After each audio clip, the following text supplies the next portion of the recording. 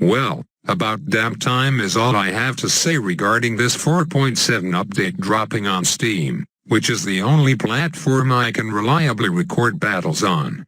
Android on BlueStacks I tried, but the lag was just too much to handle, so now that I've had to wait pretty much a whole week to get some footage of tournaments, it's time to vomit out all my thoughts, everything that's good about it and everything that's bad about it. While I ramble on about that, feel free to take a look at the background footage, which walks through most of the features that come with the update as well as highlights some of the flaws about it. I guess I can start off with the creation of a tournament. If you saw at the beginning, you have the option of either joining someone else's existing tournament or creating your own with custom rules, which leads you to a panel that looks like this. Pretty self-explanatory. You can choose 4, 8, or up to 16 spots if you think you're popular, and you can also decide whether or not you want assault mode, defend, or card battles. Then public versus private, which means exactly that. Public sets your tournament to start in exactly 3 minutes, and anybody can join without the tournament code. The fun part comes here. You can choose which round you want all tournament games to end, going as low as 5 and as high as 40. Note that they literally just changed this range value just recently, because upon release I definitely remember it only going from 25 to 35, so that's a nice change to see. Now with this round limit thing means a special rule has to be added, and that is the games are decided by lives if neither player dies before the round limit is reached. I'm getting King of the Hill / competitive vibes here, and I'm 99% sure this rule was added in tournaments as a result of that, cause the King of the Hill rule was great due to how it was the easiest way to break ties, so good on Ninja Kiwi for getting that part right, I suppose. However, instead of simply ending the game as a draw, if both players somehow end up at the same amount of lives, they kind of have to crown somebody as a winner to move on in these tournaments. So what they do is flip a coin. Heads and the player on the left wins, tails and the player on the right wins. Just kidding, if you've played tournaments you'll probably already know that both players just drop down to 1 life and the game continues until somebody dies. Shouldn't be too big a deal in competitive tournaments since rounds don't go much further than 40, only the #epic late game tournaments will ever experience these. So yeah, you can choose between club rooms and all that jazz, and the last option is host only, which simply asks whether you the creator want to participate in the tournament or would you rather spectate a bunch of dogs fighting it out. Then this brings us to map select, cute UI I must say by the way. You can choose whichever map you want players to battle on for each of the rounds, and yes, duplicates are allowed. And if you're trying too hard thinking which map to put on each round, just let the randomize button go to work.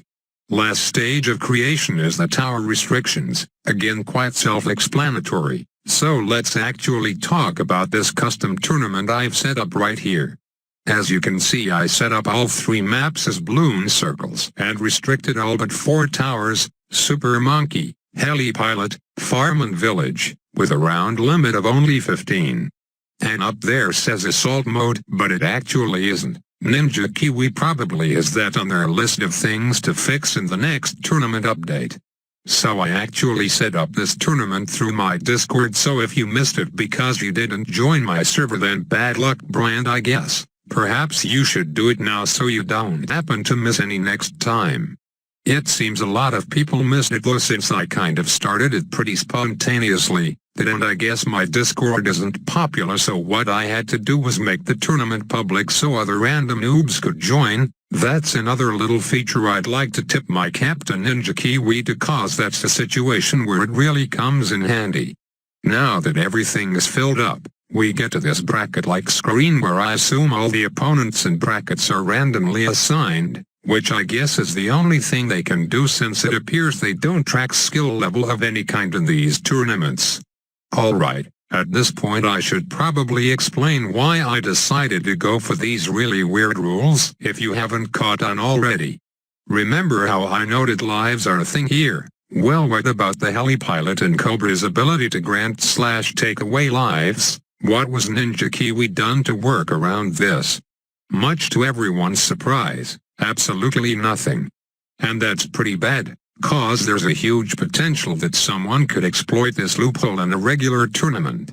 So that's the giant flaw I'm showing you guys right now. Basically, I made this tournament a race to see who could get the most lives through the Heli pilot ability up until round 15, and needless to say it's pretty hilarious and quite fun actually. It's pretty much like going for the most lives record with Tyler and I, but in a tenth of the time.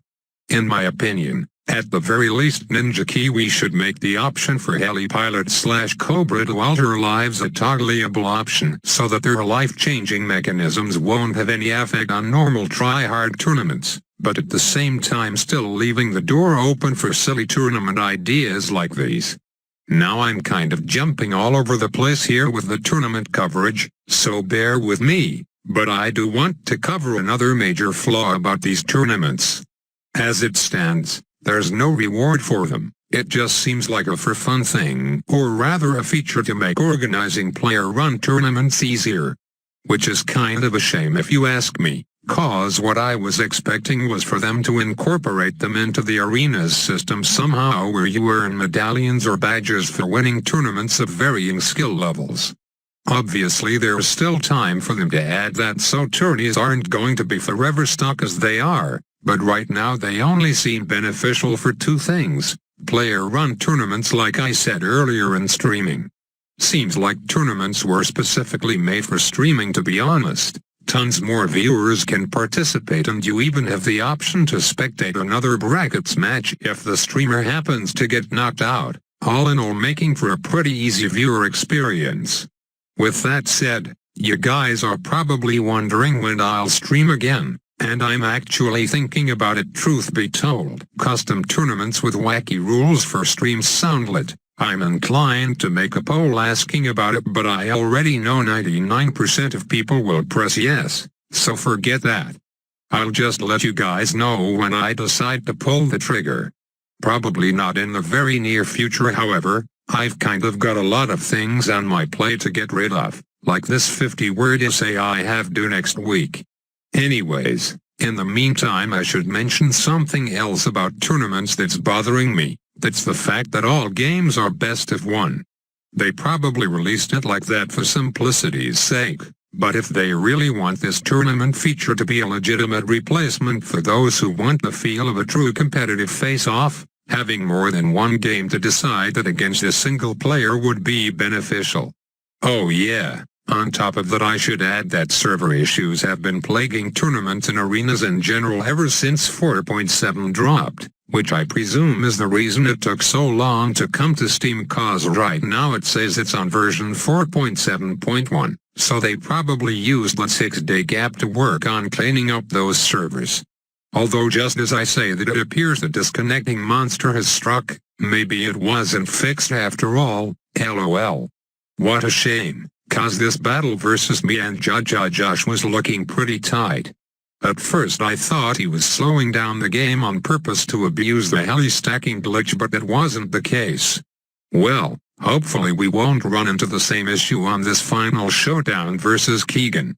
While the amount of lives granted by the Heli pilot ability is slightly RNG, there's actually quite a decent amount of skill involved in this if you want to absolutely maximize your chances of coming out on top. First off is using your 3 boosts correctly. Since this is on BTD Battles, I've been doing a pretty suboptimal strategy, though, since you really don't have much time to think about your actions. Every second spent hesitating is 1 life down the drain. Then it comes down to how well you heli stack and how quickly you can pull it off. It's worth noting that you have to wait around a minute or so to actually get lives from 1 heli pilot, so you gotta get them in well before round 15. Now, I've addressed nearly everything I wanted to regarding tournaments thus far, but I'm not quite done on 4.7. One thing a lot of people seem to want alongside the tournament release was a balance update on top, considering it's been nearly 3 months since the last one, which is a lot of time to see that some towers need some fine-tuning. It didn't happen in 4.7, and seeing as the winter break is only a few weeks away, it's looking like we'll have to wait till 2018 to see any shakeup in the meta. Tough luck, boys. I can tell a lot of people were pretty mad about that.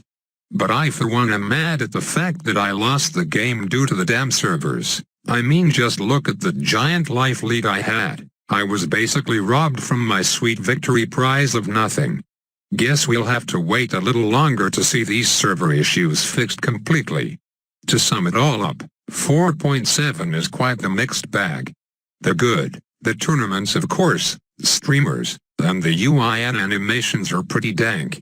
The flaws, well, there's a lot. Server issues, life rule exploits as you see in these games, the lack of rewards and integration with the arena system, some missing customizations such as best of 3 instead of best of 1, and other tiny things. Luckily a lot of this can be fixed pretty quickly and tournaments will end up working a lot better as a result. Hell, it's already in a better spot than it was on release a week ago, when servers were even more destructive. Go vote on the poll right now asking for your opinion of 4.7, and leave some thoughtful comments too, cause I love me some of those. And apparently from this replay I'm watching of the game, both of us lost due to disconnections, so nobody ends up winning the tournament. Great work. Have a non-victorious day.